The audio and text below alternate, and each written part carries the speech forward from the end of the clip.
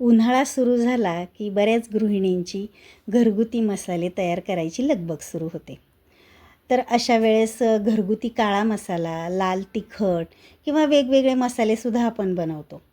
किंवा मग जर आपल्याला गरम मसाला किंवा इतर काही आपल्याला रेसिपी करायचे असतात, त्यांचे जे मसाले असतात तर ते थोडे थोडे लागतात, तर ते आपण विकत आणतो. आता आज आपण जे करतो आहे, गरम मसाला करतो आहे, तो कोणत्याही भाजीला चालणारा आहे. अगदी मटण मसाला, चिकन मसाला किंवा इतर रोजच्या भाजीलासुद्धा आपण वापरला तरी भाजी अगदी टेस्टी होणार आहे. तर बघू शकताय त्याचा छान असा रंग आलेला आहे आणि मस्त टेस्टी आज आपला गरम मसाला बनलेला आहे. तर चला मग कसा करायचा आपण सुरुवात करूयात.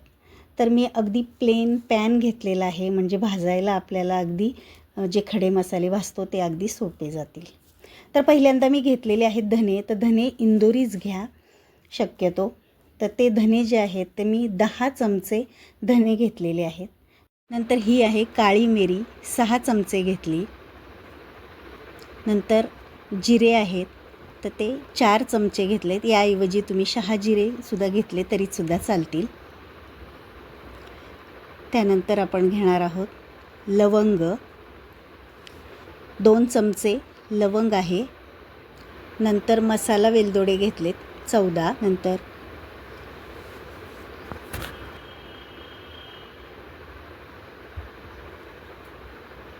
हिरवे वेलदोडे घ्यायचे 3 चमचे.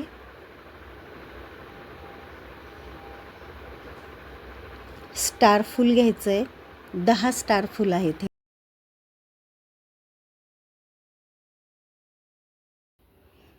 नंतर आपण दगडफूल घेतलेलं आहे 4 चमचे दगडफूल घेतलं आहे. नंतर बडीशेप घेतलेली आहे 2 मोठे चमचे बडीशेप. नंतर जावेत्री घेतलेली आहे 2 चमचे.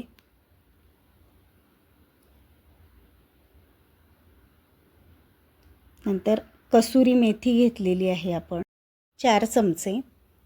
आणि आता हे जे मसाले आहेत खडे मसाले आपण आता भाजून घ्यायचे.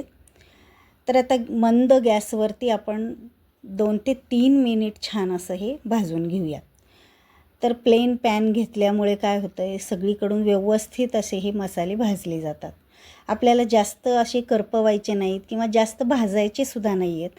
हे जे मसाले जे आहेत तर ते त्याचा ओलसरपणा जर असेल तर तो निघून जातो, म्हणजे मॉइश्चर त्याचं निघून जाईल असं आपल्याला भाजून घ्यायचं आहे. म्हणजेच अगदी छान जर सुगंध सुटला की आपल्याला भाजणं बंद करायचं आहे. तर अगदी मंद गॅसवरती आपण 2 ते 3 मिनिट हे सगळीकडून एकसारखं व्यवस्थित असं हे भाजून घेऊयात. तर बघा आता छान असा सुगंध सुटायला सुरुवात झाली. म्हणजेच हे मसाले जे आहेत जर ओलसरपणा असेल तर तो कमी होतो आणि आपला हा मसाला जो आहे तो बरेच दिवस टिकायला मदत होते. तर बघा आता मंद गॅसवरती हा आपला चांगला मसाला भाजून तयार झालेला आहे. ते आपण आता बघूयात बघा. तर आता मी जे स्टार फूल आहे ते बघते, तर ते तोडून बघते. अगदी लगेच तुटतं आहे. जावेत्रीसुद्धा बघा लगेच असा त्याचा कुरकुरीतपणा जाणवतो आहे हाताला. म्हणजेच आपले हे खडे मसाले जे आहेत तर ते चांगले भाजले गेलेले आहेत. आता एका मोठ्या परातीमध्ये मी हे काढून घेते. आता त्यामध्येच आपण टाकणार आहोत हळद.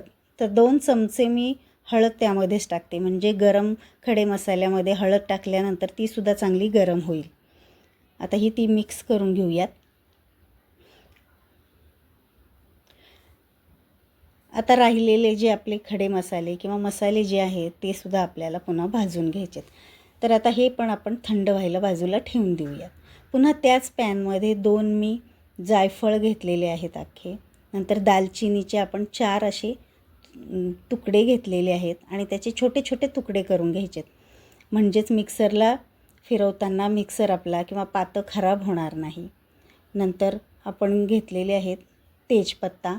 जवळपास 8 तेजपत्ता आपण घेतलेले आहेत आणि 2 छोटे छोटे सुंठीचे तुकडे घेतलेले आहेत.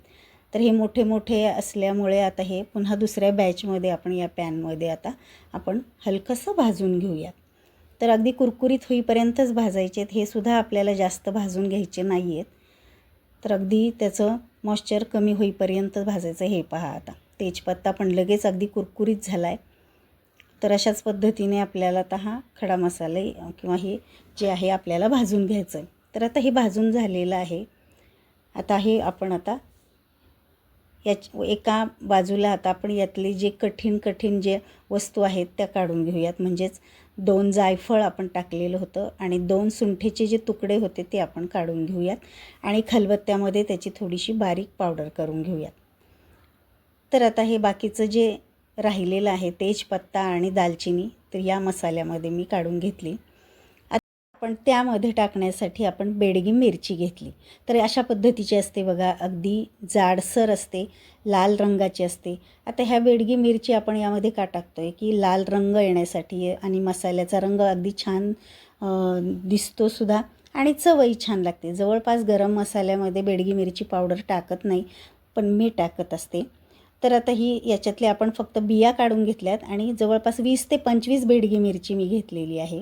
त्याचे देठ काढलेत आणि 2-3 तुकडे केल्यानंतर त्यातल्या बिया सगळ्या बाजूला निघालेल्या आहेत बघा.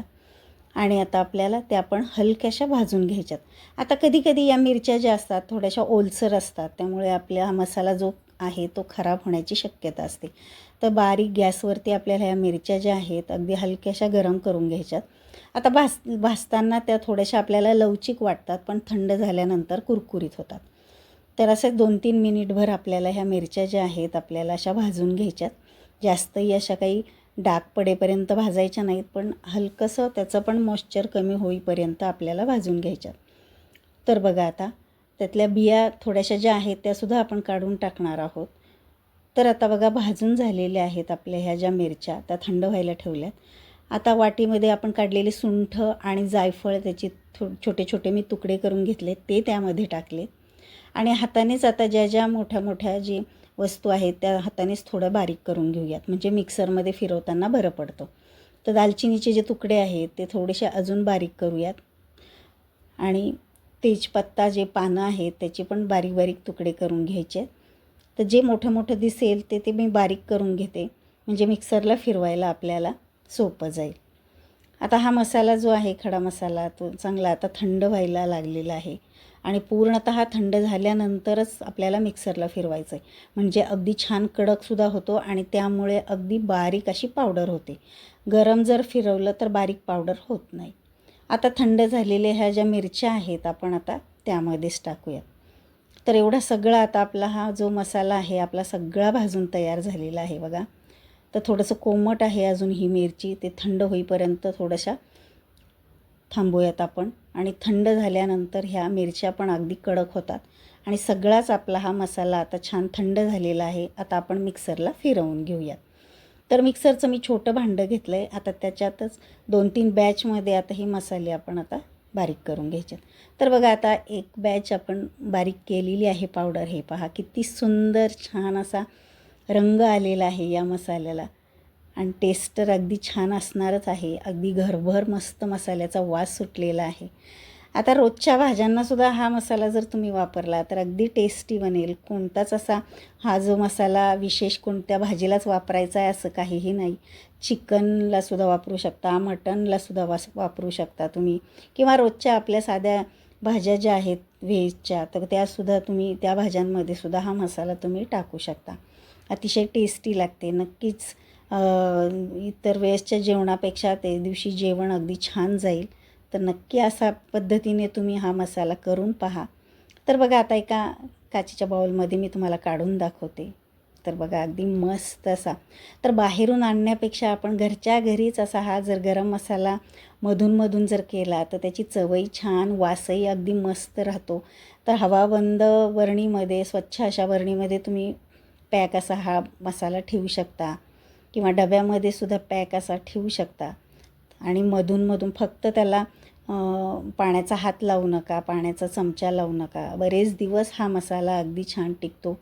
तर बाहेरून आणलेला मसाला अगदी वाससुद्धा गेलेला असतो किंवा त्यामध्ये काही रंग मिक्स केलेला असतो. त्यामुळे घरच्या घरी थोडा त्रास घेऊन जर आपण घरच्या घरी हा मसाले बनवले तर अतिशय आपल्या शरीरासाठी सुद्धा चांगलं आणि छान जेवणही जाईल. तर आता या गरम मसाल्याचा व्हिडिओ तुम्हाला कसा वाटला मला कमेंट करून सांगा आणि आवडला असेल तर आपल्या चॅनलला लाईक, शेअर आणि सबस्क्राईब करा.